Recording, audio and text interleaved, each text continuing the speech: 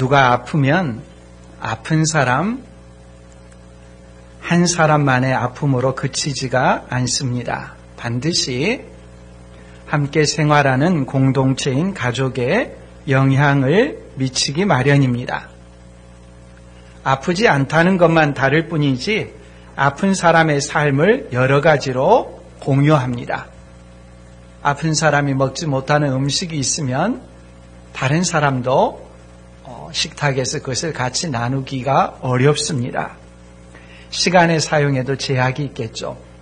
아픈 사람의 일정을 보면서 시간을 활용해야 합니다. 가족의 분위기도 다르겠죠. 아픈 사람도 나름으로 또 다른 가족에게 미안한 마음도 들겠죠. 가족 공동체가 함께 아파하는 것입니다. 이처럼 아프면 활동에 여러 가지 제약이 따르고 또 불편한 것도 한두 가지가 아닙니다. 마음도 위축되어집니다. 하지만 우리가 부정적인 것만 생각할 것이 아니라 병들고 아프기 때문에 비로소 갖게 되는 것도 있습니다. 자신의 연약함을 깨닫게 되는 것입니다. 건강할 때는 너무도 당연한 것이 아프고 나서야 깨닫고 이거 참 감사할 일이었구나 감사하게 되는 것이죠. 평소에는 무엇이나 잘 먹다가 이가 아파서 단단한 음식을 먹지 못하게 되면 자신은 평소에 아무 문제도 없다고 생각했는데 그때서야 소중함을 깨닫습니다. 다리가 아파서 뛰지 못할 때 평소에는 잘 걷고 뛰었는데 그 거리가 움직이기 그렇게 어려웠구나 깨닫게 되죠. 특별히 중한 병이나 만성의 병을 앓게 되면 자신의 삶을 돌아보고 인생의 방향을 전환하기도 합니다. 아프지 않았더라면 거의 일어나지 않았을 일들이 아프고 나서야 인생을 돌아보면서 남은 삶을 어떻게 살아갈까 돌아보는 계기가 됩니다. 아프지 않고 사람의 인생의 방향을 바르게 잡으면 좋겠지만 우리는 그렇게 하기가 어렵습니다. 아프고 나서야 돌아보는 것이 사람의 모습들이죠. 오늘 우리가 읽은 본문은 병과 아픔으로 인해 고통당하는 사람들의 두 사람의 이야기가 나옵니다. 샌드위치처럼 기록되어 있습니다. 우리가 읽은 이 마태복음 9장의 내용은 마가복음 5장에 보면 훨씬 더 상세하게 나옵니다. 마가복음 5장에 나오는 내용을 23절이나 된 내용을 마태복음은 상당히 약 3분의 1 정도로 압축을 했습니다. 두 여인 모두 12라고 하는 숫자의 공통점이 있습니다. 한 여인은 12살입니다. 12살 난 딸의 죽음에 대해서 고통스러워하며 예수님 앞에 나와 고쳐달라고 하는 사람이 있고요. 또 한 사람은 12년 동안 혈루병을 앓은 여인입니다. 두 사람 다 왜 그렇게 병이 들었고 왜 그런 질병으로 고통당해야 되는지 알지 못한 채 가정이 풍비박산 지경이었습니다. 이제 막 꽃을 피는 소중한 12살 난 딸. 또 한 사람은 오랜 시간 지병으로 몸도 마음도 지친 사람입니다. 이런 사람들에게 마치 봄날이 찾아오듯 새로운 삶이 찾아왔습니다. 병이 축복이 된 사람들입니다. 그 방법은 무엇일까요? 그 방법을 찾기 위해서 시중에 나가서 서점에 가서 책을 고른다면 아마 이런 책들이 눈에 띌지 모릅니다. 행복한 삶을 사는 12단계, 성공한 여성들의 7가지 방식, 이런 방식의 책들이 계속 쏟아져 나오지만 그렇게 해서 삶이 바뀌는 것이 아니죠. 어떻게 이 사람들이 질병, 고통스러운 상태, 고침을 받고 해결되었느냐? 예수님께 나아옴으로 문제가 해결됐습니다. 오늘 말씀을 통해서 우리가 먼저 예수님은 긍휼하신 분이라는 것을 보고 알게 됩니다. 예수님께 도움을 요청하러 나온 사람들을 예수님은 배척하지 않고 그들의 소리를 들으시고 그들이 요청하는 것을 들어주십니다. 예수님 자신의 입장에서 보시는 것이 아니라 그들의 입장에서 그들의 요청을 들으시고 반응하십니다. 예수님은 긍휼하신 분이시죠. 두 번째는 예수님은 병만 고치시는 분이 아니라 그들이 가지고 있는 마음의 상처, 보다 큰 것을 예수님께서 도와주시는 분이심을 알 수 있습니다. 우리가 요청하는 것만 해결해 주시는 것이 아니라 근본적인 것, 도움을 주시는 분이시죠. 세 번째는 예수님께서는 사람의 궁극적인 문제, 모든 사람이 다 겪는 죽음의 문제를 다스리고 해결하시는 분이시라는 것을 우리가 볼 수 있습니다. 이 내용들을 한 가지 한 가지 살펴볼 텐데요. 먼저 18절 말씀입니다. 예수께서 이 말씀을 하실 때는 언제일까요? 바로 지난주에 우리가 살폈던 본문입니다. 예수님께서 세리 마태를 제자로 부르셨습니다. 마태가 너무 감사해서 잔치를 벌렸죠. 잔치를 벌리고 세리와 죄인들을 초청해서 먹고 마시고 감사의 시간을 가졌습니다. 그때 바리새인들이 와가지고 예수님께 따졌죠. 왜 너희 스승은 세리와 죄인들과 함께 식사를 하느냐? 예수님께 대답하셨습니다. 그리고 나서 또 세리요한의 제자들이 와가지고 질문을 했습니다. 금식하는 날 왜 금식을 하지 않고 이 잔치를 참석하느냐? 이런 질문들에 대해서 마태의 잔치에서 대답하시고 있을 그때에 한 관리가 와서, 이 한 관리가 누군지 다른 복음서에 보면 그의 신분과 이름을 말합니다. 회당장 야이로라고 합니다. 그 사람이 절하며 이르되, 회당장이 예수님께 나와서 절을 했습니다. 우리 문화에서는 당연히 그렇게 절하는 것이지 인사하는 것이지 하지만 유대 문화에서는 그것이 낯선 것입니다. 가볍게 목을 숙이는 정도의 인사가 아니라 정중하게 마음을 다해서 큰 절을 했습니다. 그 사람이 회당장이라는 것을 우리가 유념해야 합니다. 회당장은 한 지역사회 공동체를 대표하고 책임지는 사람이라고 생각하면 됩니다. 회당의 관리를 맡은 사람인데 기본적인 업무는 회당에서 누가 기도할지, 누가 말씀을 전할지 이런 순서를 정하는 것은 기본 임무입니다. 더 나아가서 회당 건물을 유지하고 재정을 책임지는 사람입니다. 임기로 선출되기도 하지만은 어떤 사람들은 대를 이어서 몇 대째 회당을 책임지는 그런 사람도 있습니다. 그런 가문도 있습니다. 회당장은 아무나 하는 것이 아니라 회당 공동체에서 존경받는 사람을 지도자로 세웁니다. 한 공동체에서 지도자로 세움을 받은 사람이 예수님께 와서 무릎을 꿇고 절하고 요청을 하는 것은 흔히 볼 수 있는 일이 아닙니다. 사람들이 그러니까 주목하는 것이죠. 저 사람이 왜 그러지? 다 주목할 때. 그 이유는 다음에 나옵니다.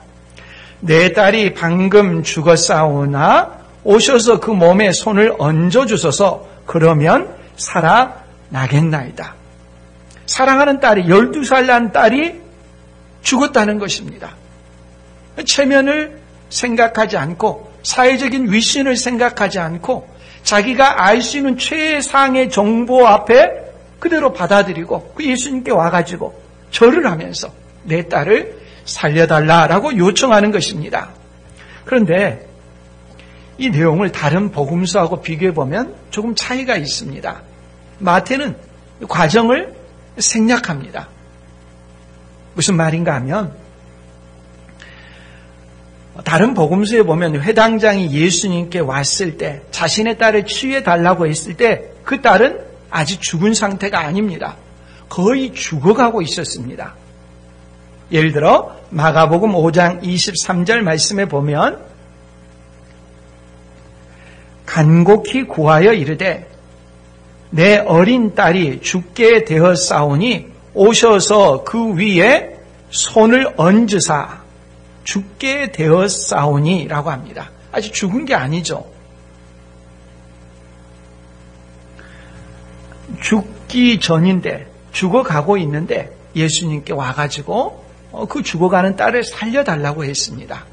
그 요청을 예수님께서 들으시고 야이로와 함께 야이로 집에 가는 도중에 야이로의 딸이 죽었다고 야이로 집에서 연락이 왔어요. 죽었다는 것과 죽어가는 것은 분명히 차이가 있죠. 아주 다르죠. 그런데도 마태복음은 죽었다라고, 야이로가, 회당장 야이로가 예수님께 와서 도움을 요청할 때 이미 죽었다라고 말합니다. 다른 복음서하고 마태복음을 비교하면서 이거 다르네? 이렇게 생각하시는 분들이 있을 것입니다. 이렇게 기록한 까닭은요, 야이로의 믿음을 강조하기 위한 것입니다. 자신의 딸이 어떤 처지에 있거나 예수님께 나와서 도움을 요청하면 예수님께서는 들어주신다라고 하는 분명한 믿음이 있었다는 것을 강조하기 위해서 중간 과정을 다 생략해버린 것입니다. 이 야이로라는 사람은 자기의 딸이 죽었다 하더라도 예수님께 와서 도움을 요청하면 예수님께서 들어주실 것을 믿고 확신했다, 그 말입니다. 그래서 이 야이로가 예수님과 함께 자기 집에 가는 도중에 그 자신의 집에서 야이로가 죽었다는 전갈이 옵니다.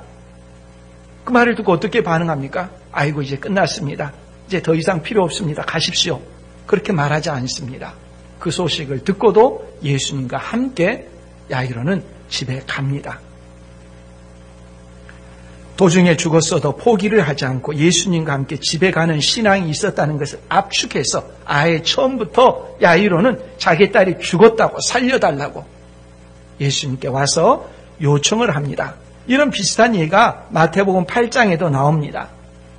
백부장이 자신의 하인이 중풍병이 들었지 않습니까? 중풍병이 든 하인을 고쳐달라고 예수님께 요청하는, 이것도 과정을 생략하는 방식입니다. 마태복음과 누가복음을 비교하면 그 차이를 알 수 있는데요. 마태복음 8장 5, 6절 말씀에 보면 예수께서 가버나움에 들어가시니 누가 나옵니까? 백부장이 나와 간과에 이르되 주여, 내 하인이 중풍병으로 집에 누워 몹시 괴로워하나이다. 백부장이 예수님께 나왔다고 합니다.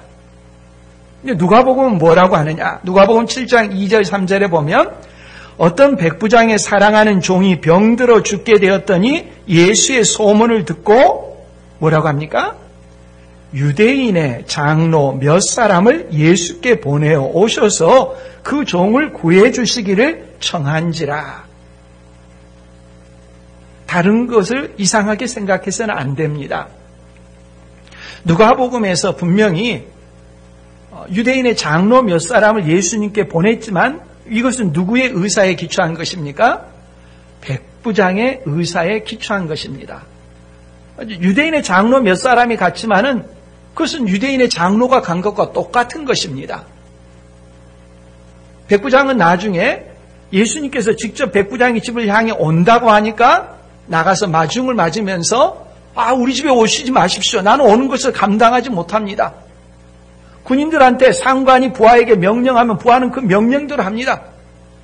예수님 그냥 거기서 명령만 하셔도 다 될 줄 믿습니다. 놀라운 믿음을 보이죠. 백부장이 직접 예수님을 찾아갔다, 도중에 만났다. 이건 문제의 핵심과 본질이 아닙니다. 백부장은 믿음의 사람이었다는 것을 보여주는 것입니다.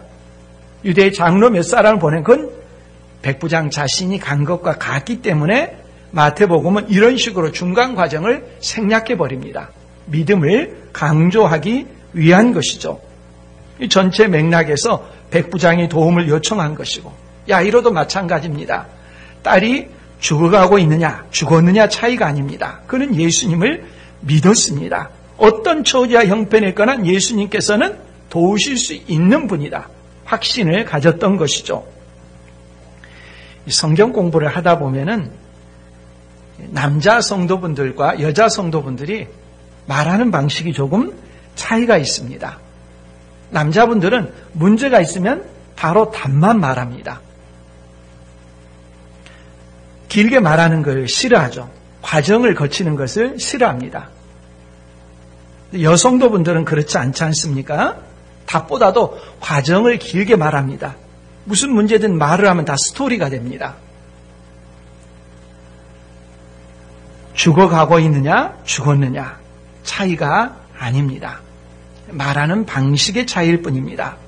회당장 야이로는 자신의 딸이 죽었다 하더라도 예수님께 와가지고 예수님께 도움을 요청하면 예수님의 뜻에 따라 이 문제가 해결될 수 있다는 것을 믿었다는 것입니다.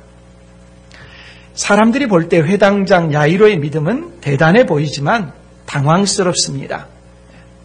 특별히 마태복음은 이 잔치를 주최한 마태가 그 모든 상황을 너무도 잘 알고 있었을 것입니다.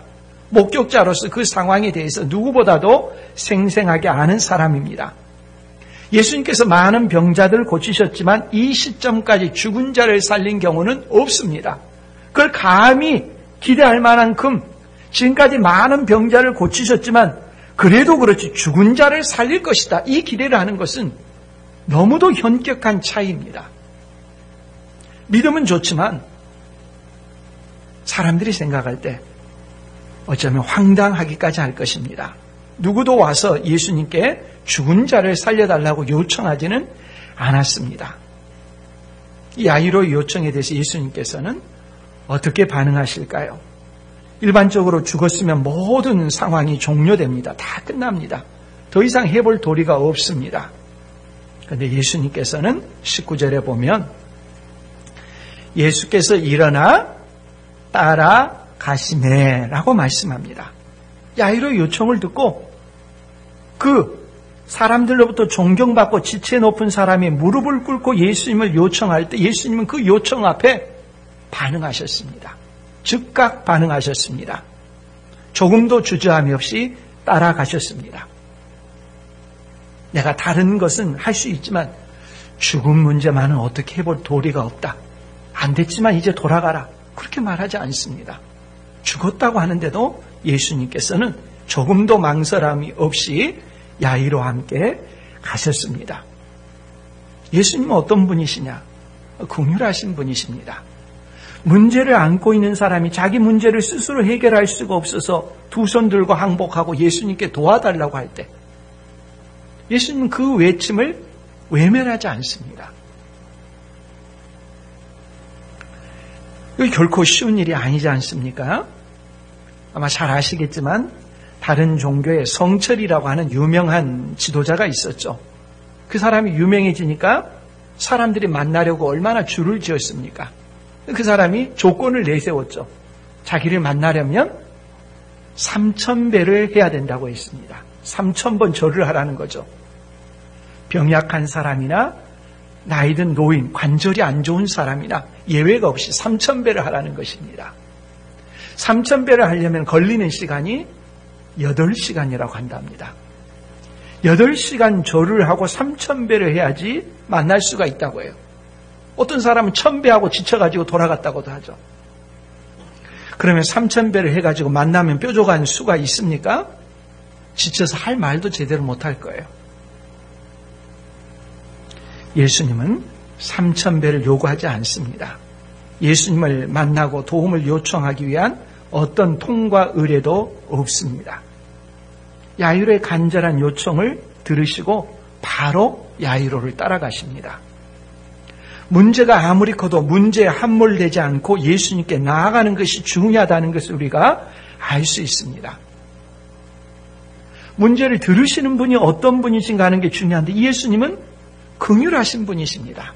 문제가 아무리 크더라도 문제 때문에 지치지 말고 문제 때문에 내가 어떻게 하려고 하지 말고 예수님께 나아가라는 것이죠. 그 예수님은 긍휼하신 분이십니다. 어떤 문제를 가지고 예수님 가서 도움을 요청해도 예수님은 들어주시고 즉각 응답하시는 분이시라는 것을 가르쳐주는 것입니다.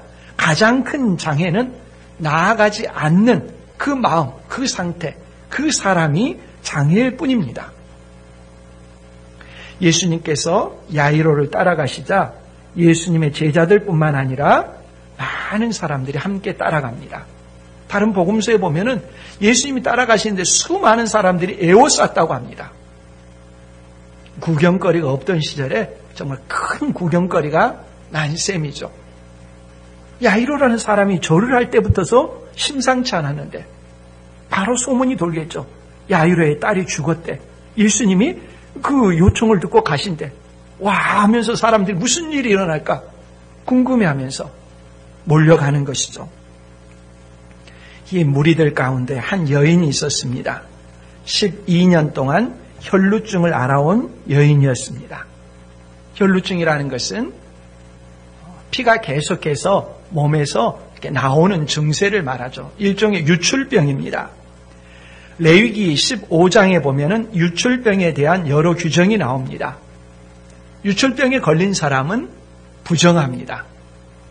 유출병에 걸린 사람이 앉은 자리, 누운 자리에 다른 사람이 접촉하면은 이 간접적인 접촉도 부정이 전염됩니다. 이스라엘 사회는 정결함과 부정함이라고 하는 이 구분이 먹을 것, 입을 것, 자는 곳, 사는 것 모든 영역에서 지배하는 사회입니다. 모든 걸 이분법으로 봅니다. 정결하냐 부정하냐. 그런데 이 혈루병을 앓는 여인은 부정하기 때문에 그 사람이 앉는 것에 서는 것에 접촉만 해도 부정하기 때문에 사람들로부터서 환영받을 수가 없었죠. 그러면 몸의 증세는 차치하고라도 심리적인 위축이 컸을 것입니다. 정결함이 지배하는 사회에서 부정한 여인이라는 낙인은 견디기 힘들었겠죠. 병이 든 것보다 더 힘든 것은 사회적인 냉대죠. 가족들은 또 얼마나 더 힘들겠습니까? 부정한 여인이라고 낙인이 찍힌 사람의 가족들의 생활도 다 부정한 것을 생각할 것입니다. 활동하기가 얼마나 어려웠겠습니까? 가만히 있지 못했습니다. 이 여인은 혈루증을 고치기 위해서 모든 노력을 다했다고 합니다. 마가복음 5장 26절 말씀에 보면 많은 의사에게 많은 괴로움을 받았고 가진 것도 다 허비하였으되 아무 효험이 없고 도리어 더 중하여졌던 자예라고 말합니다. 혼자 자기만 희생하고 말 것이라면 아마 자기 혼자 그 병을 지고 살았을지 모릅니다. 자기만의 문제가 아니라 가족과도 관련된 일이고 사회적인 활동과도 관련된 일이고 가만히 있을 수가 없었습니다. 의사들을 찾아 나섰습니다.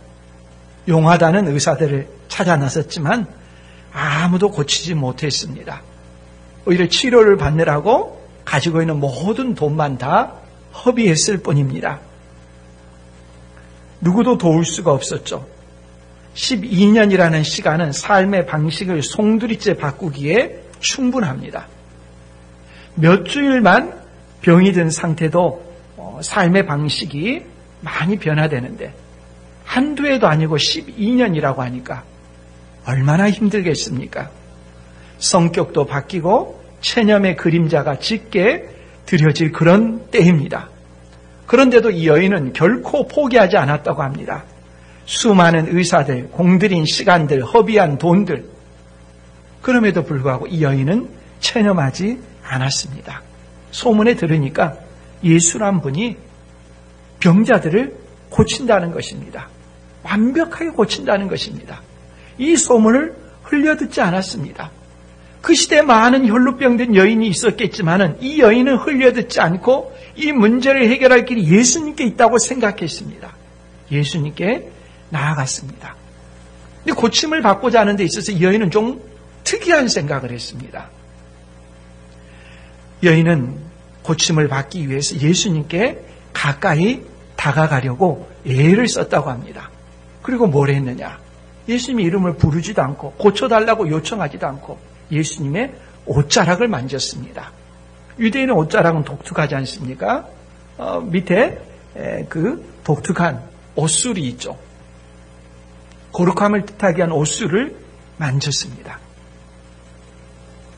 예수님의 옷자락만 만져도 자기가 나을 것이다. 이렇게 독특한 생각을 했어요.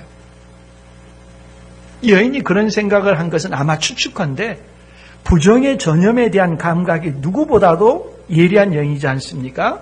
자기가 앉기만 해도 다른 사람이 그 자리에 앉았을 때, 손을 만졌을 때 부정이 전염된단 말입니다. 거꾸로 생각하는 거예요.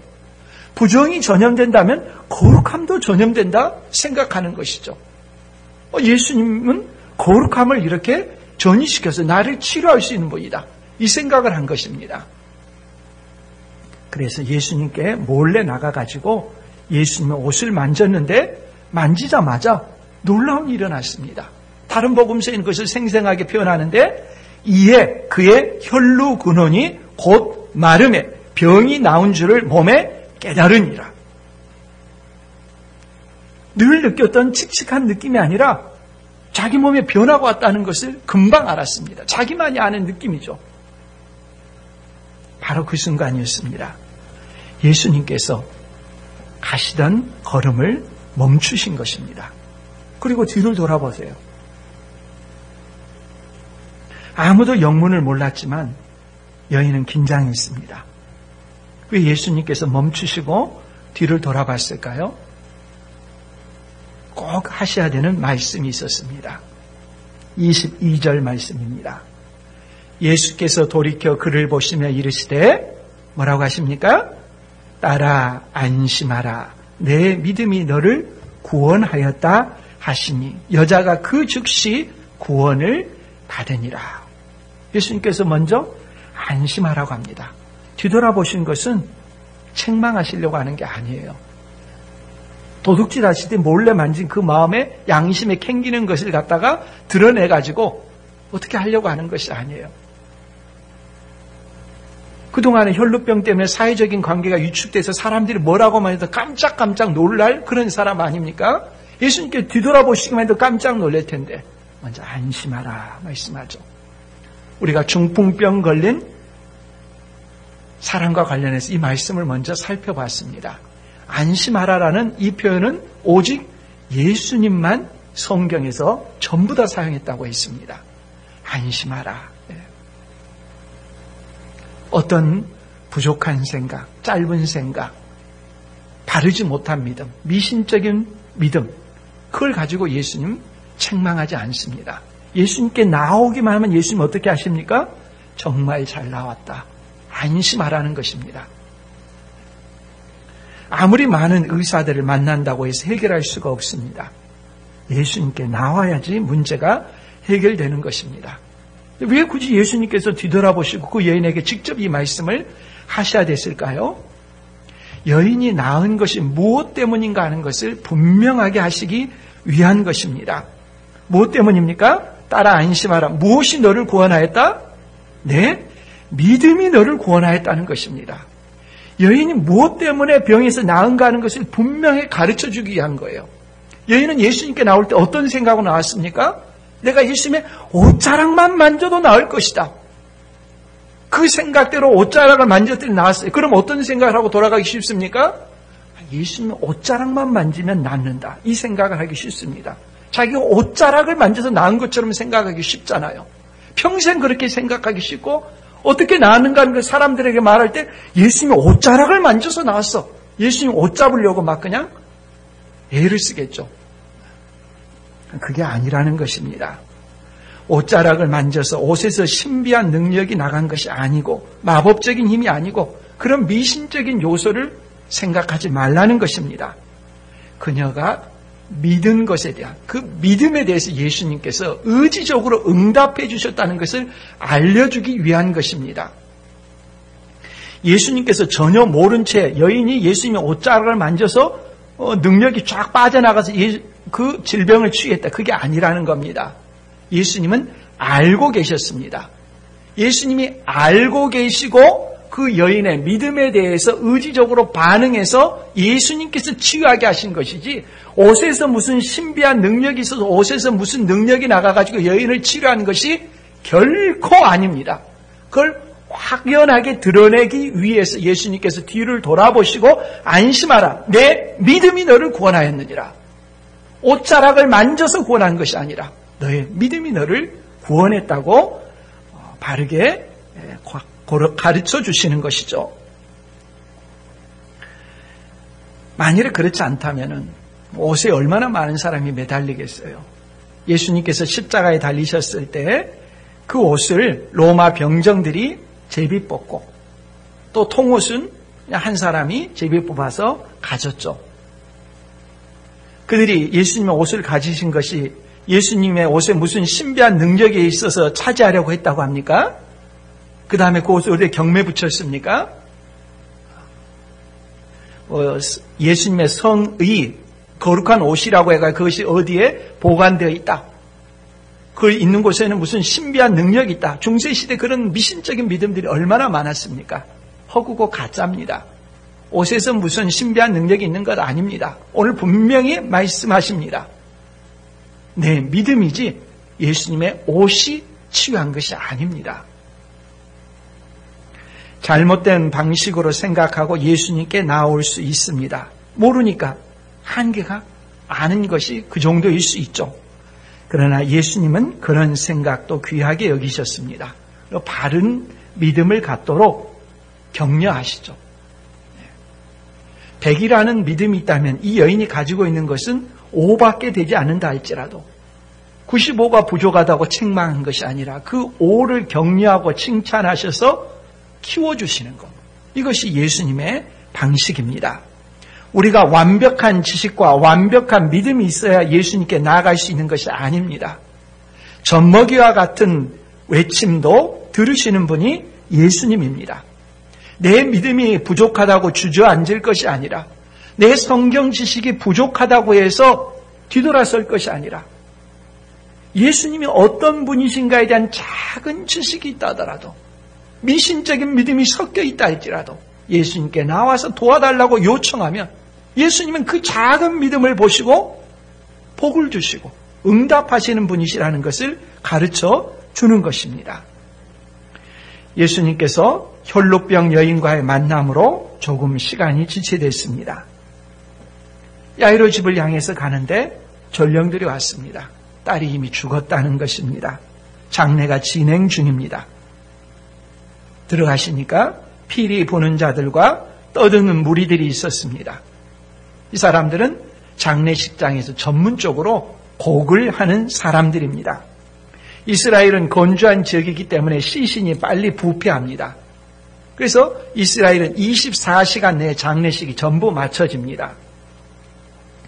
아이가 죽자마자 곡하는 직업을 가진 사람들이 와서 장례 분위기를 띄웠던 것이죠. 예수님께서 야이로 집에 가셔서 그 곡하는 사람들에게 물러가라고 하십니다. 곡할 일이 아니기 때문입니다. 예수님께서 야이로의 딸이 죽었음에도 불구하고 야이로의 간청을 듣고 집에 가실 때는 같이 곡하러 가신 것이 아닙니다. 24절 말씀에 이르시되 물러가라 이 소녀가 죽은 것이 아니라 잔다 하시니 그들이 비웃더라. 곡하던 사람들이 비웃었습니다. 그들은 죽었다 죽지 않았다 잘 알죠. 확인했겠죠. 죽은 것이 분명해서 그들의 돈벌이를 위해서 곡을 하고 있었습니다. 예수님이 오셔가지고 죽은 것이 아니라 잔다고 하니까 죽음이 뭣도 모르는 사람이라고 비웃고 그랬겠죠. 물론 예수님께서는 소녀가 죽었다는 것을 아십니다. 그러나 예수님께서 그 소녀를 다시 살리실 것이기 때문에 죽었다가 다시 살아날 때는 마치 자다가 깬 것과 같기 때문에 잔다라고 말씀하신 것이죠. 사람들을 불신앙의 사람들 다 내보내시고 나서 25절에 소세 사람들과 함께 무리를 내보내신 후에 예수께서 들어가사 소녀의 손을 잡으심에 일어나는지라. 달리 다궁 소녀야 일어나라. 예수님께서 말씀하시고 죽은 자를 일으켜 세우셨죠. 죽었던 소녀가 마치 잠에서 깨어나듯 일어났습니다. 26절 그 소문이 온 땅에 퍼지더라. 감출 수 없는 일이죠. 죽은 줄 알고 곡을 했던 사람들이야말로 정말 곡할 노릇이었죠. 죽었던 사람이 살아난 것을 어떻게 자기들이 목도했는데, 자기들이 분명히 진단했는데 어떻게 감출 수가 있겠습니까? 소문이 퍼져나갔죠. 예수님은 죽음도 다스리는 분이십니다. 자기 딸을 살려달라는 야이로의 믿음에 예수님께서 반응하시고 살려주신 것이죠. 오늘 우리에게 이와 같은 믿음이 있습니까? 부활의 믿음이 있습니까? 모든 사람은 다 죽습니다. 죄의 싹은 사망이기 때문에 우리는 모두 아담의 후손으로서 죄인으로 태어나서 죄 때문에 죽습니다. 이 죽음의 형벌을 예수님께서 십자가에서 대신해서 죽으셨습니다. 예수님을 믿는 사람은 예수님께서 십자가에 달려 죽으셨을 때 자기 자신도 예수님과 함께 십자가에서 죽은 것으로 하나님께서 간주해 주십니다. 죽으면 모든 형벌은 끝납니다. 이 세상에서 가장 큰 극형은 사형입니다. 죄값에 대해서 치르는 가장 큰 형벌입니다. 이 형벌을 치르면 그 사람에게 더 이상 죄값을 물을 수가 없습니다. 우리는 하나님의 법을 어긴 자로서 다 죄값인 죽음을 사형에 처하게 되어 있습니다. 그 죄값을 우리와 함께 예수님께서 십자가에 달려 죽으셨습니다. 예수님을 믿는 것은 내 죄값이 예수님과 함께 십자가에서 처리되었다는 것을 믿는 것입니다. 예수님과 함께 십자가에 달린 사람은 어떤 일이 일어납니까? 예수님께서 사흘 만에 죽음에서 다시 살아나신 것처럼 우리도 예수님과 함께 다시 살아납니다. 지금 우리의 몸에는 일어나 있지 않지만 하나님의 관점에서, 시간을 창조하신 하나님의 관점에서는 이 모든 것이 다 이미 일어난 것으로 간주되어집니다. 우리는 시간을 살아가기 때문에 시간 속에서 진행되지만 시간을 초월한 하나님의 관점에서는 이 모든 것들이 동시적인 사건으로서 우리가 장차 경험하게 될 일들입니다. 사도신경에서 우리는 우리 몸의 부활을 고백합니다. 신앙 고백입니다. 우리는 이 세상을 살아가다 몸을 지니고 있기 때문에 몸의 한계 때문에 언젠가 죽게 됩니다. 그러나 죽음으로 끝나지 않습니다. 사망 권세를 다스리는 예수 그리스도께서 죽음에서 우리를 다시 살리십니다. 이것을 믿는 것이 믿음입니다. 야이로는 경험하지 않았음에도 믿었습니다. 우리는 성경에 기록된 사건, 사실들, 예수 그리스도의 죽으심과 부활을 분명히 기록된 것을 보고 있습니다. 이 믿음이 무엇보다도 중요한 것이죠. 모든 사람은 나름의 어려움이 있습니다.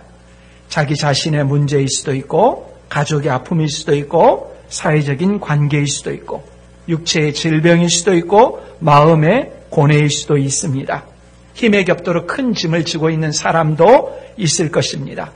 또 어떤 사람은 혈루병 든 여인처럼 12년처럼 긴 시간의 고통의 시간일 수도 있습니다. 가지고 있는 재산과 시간을 다 허비하고 힘들고 지치고 낙심하는 상황일 수도 있습니다. 그러나 그런 것들만 바라보고 낙심해서는 안 된다는 것을 오늘 본문이 우리에게 가르쳐 줍니다. 소망 없는 자들처럼 살아가지 말고 예수 그리스도를 바라보는 것입니다. 예수님은 긍휼한 분이십니다. 우리가 예수님께 돌아올 때 우리의 과거를 물으시면서 회초리를 들고 있는 것이 아니라 예수님께 돌아올 때 그 믿음이 부족하고 불완전하고 미신적인 생각이 끼어있다 할지라도 예수님을 찾아오기만 하면 예수님께서는 안심하라. 내 믿음이 너를 구원하였다. 이것이 주님의 기다림입니다. 이 문제만은 안 될 것이야. 포기하지 마십시오. 예수님께 나가면 예수님께서는 우리가 결코 해결하지 못하는 죽음도 다스리는 분으로서 우리 삶의 모든 문제를 아시고 예수님께 나온 자는 결코 외면하지 않고 도우기를 기뻐하시고 잔치에서 일어나서 돕기에서 일어서시는 분이심을 우리가 체험하며 누릴 수 있을 것입니다. 예수님께 나가는 우리 모두가 될 수 있기를 바랍니다.